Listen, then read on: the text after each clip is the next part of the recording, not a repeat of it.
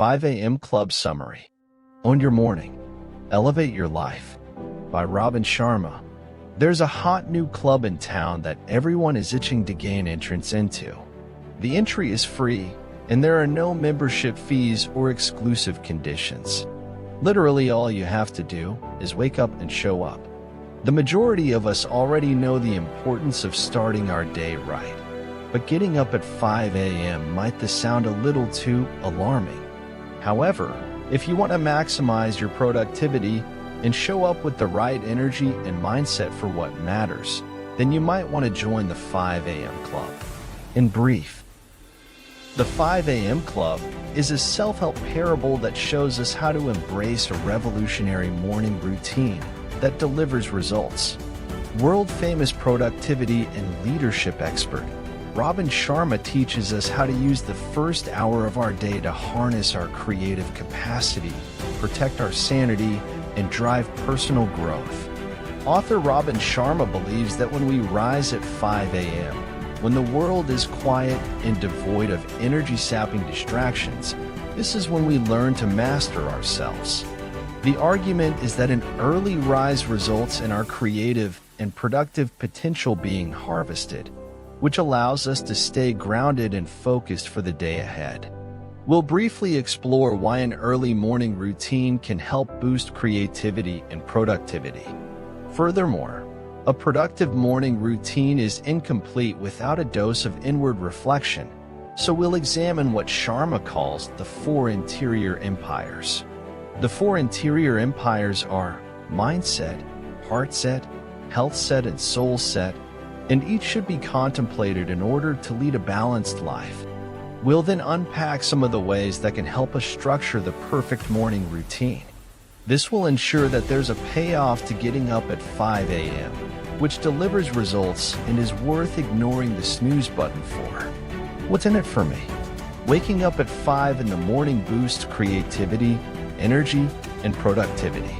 How often do you sit down in the morning to start work, only to get caught up doing tasks that seem urgent, but are actually unimportant? It's easy to spend work time replying to emails and calls, responding to social media messages, and scrolling through the latest news feed. We flip our focus from one task to another, and by the time we reach lunchtime, we're tired from our morning's work, but without much to show for our efforts.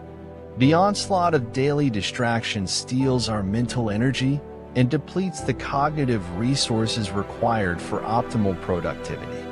However, at 5 a.m. when the world sleeps, we have the golden opportunity to wake up and channel our focus and creative energy towards accomplishing goals that really matter.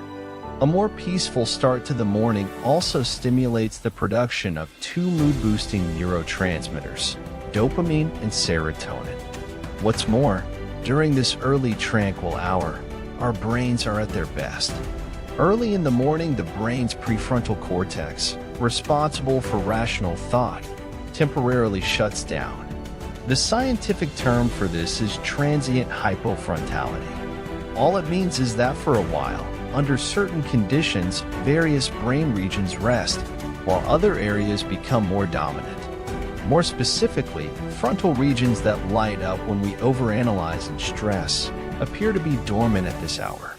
On the other hand, areas responsible for more creative flow-like thinking switch on.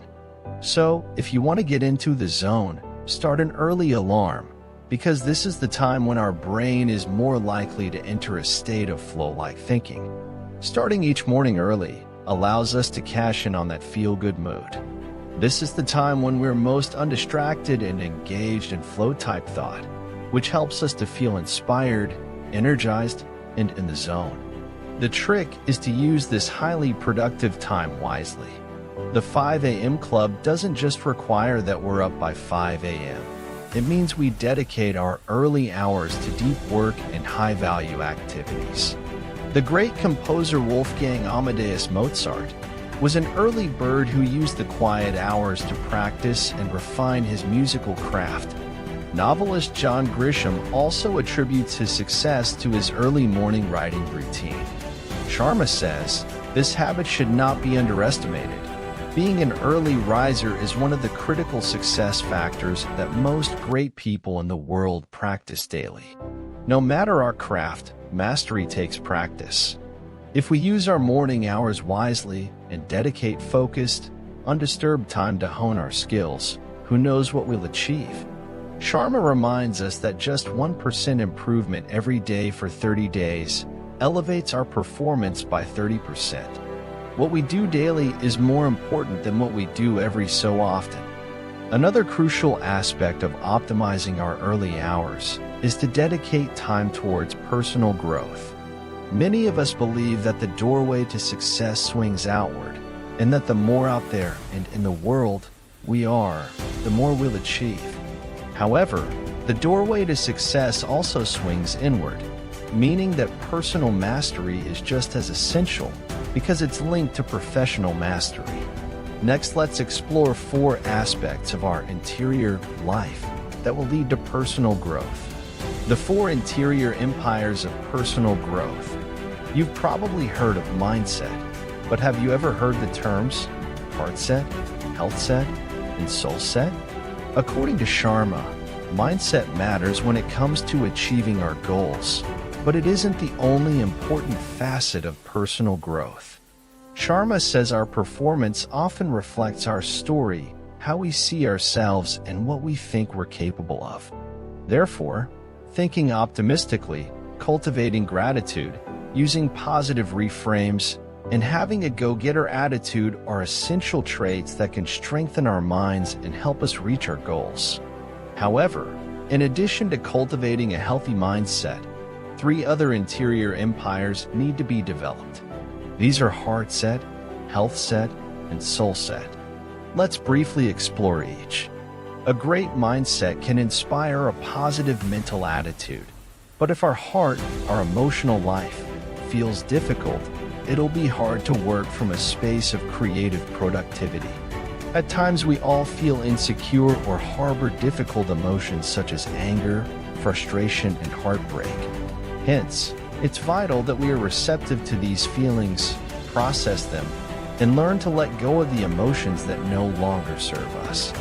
Working on our heart set can be achieved through meditation, journaling, spending more time in nature, or talking with a therapist. Our author believes that energy is even more valuable than intelligence. We could have a great product and a bustling business with an inspiring mission.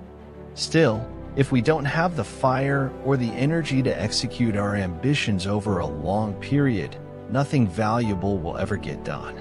So the 3rd empire we need to build is health set. We need to focus on achieving optimal physical health to ensure that we can develop our gifts over a long period. Sharma says, the secret to being legendary is focusing on longevity. The last of the 4 empires is soul set. How can we make our soul come alive? How can we feel more connected to ourselves, others, and the world around us?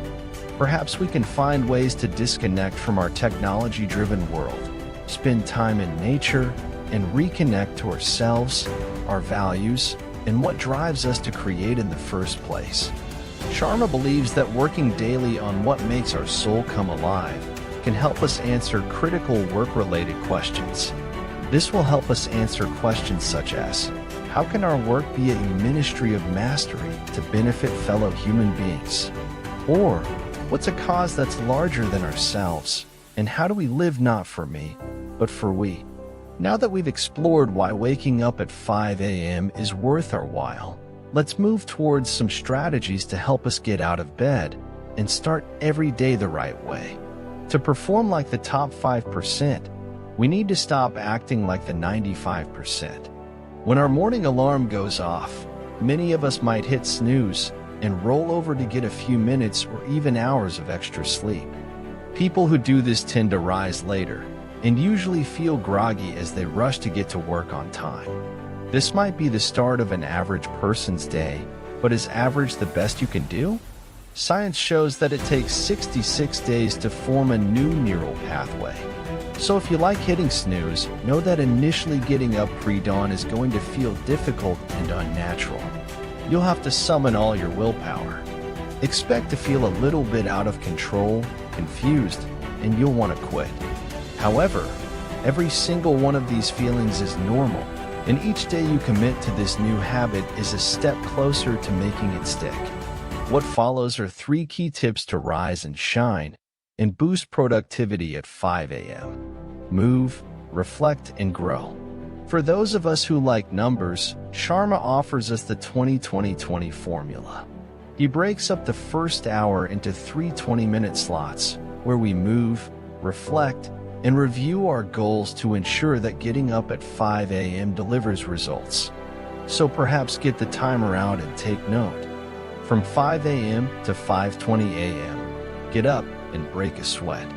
Boost your mood and brain power. When we sweat, we get rid of cortisol, the stress hormone, leaving us in a better, more balanced mood for the day ahead. Exercising to the point that makes us sweat generates the protein BDNF, brain-derived neurotrophic factor, which repairs brain cells and accelerates the formation of new neural connections. Moving our muscles literally sharpens our attention muscle. By the end of a 20-minute sweat session, we're more psychologically sound and focused. So exercise for 20 minutes to make sure you're awake and focused, and perform any vigorous physical activity that gets you sweating. Go for a run, do some jumping jacks, or follow along to an exercise video. From 5:20 a.m. to 5:40 a.m., dedicate time to reflect. Get out your journal, practice gratitude, plan your day, and try to meditate. Take hold of the tranquil time before the rest of the world wakes up and tries to distract you. Time for reflection is how we fortify all 4 internal empires.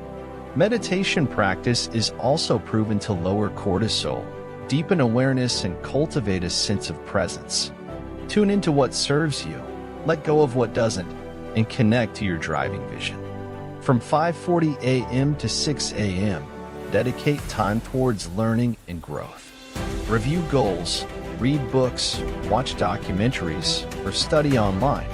The one thing high achievers share is a love of learning. Now that the body is awake and focused, this is the chance to deepen knowledge in whatever is most meaningful and fascinating. So there it is, 3 steps to deepen our awareness, elevate performance, and make the most of this one precious hour. However, this doesn't work if we don't get a full night's rest. We need to remember that a good morning starts with a good evening. Get a good night's sleep. How we spend the last hour of the day is just as important as how we spend the first. The secret to sustaining the ritual of waking up at 5 a.m.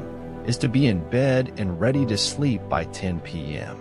Just like the move, rest, and reflect formula, here's how to spend your 3 hours before bedtime. From 7 to 8 p.m., make sure to have your last meal and switch off from the digital world. Studies show that blue light from our TVs and other tech devices reduces melatonin production, which is the chemical our body produces to induce sleep. From 8 to 9 p.m., use this as quiet downtime. Perhaps for some, this means engaging meaningfully with family or doing more solo activities like reading, meditating, and taking a bath.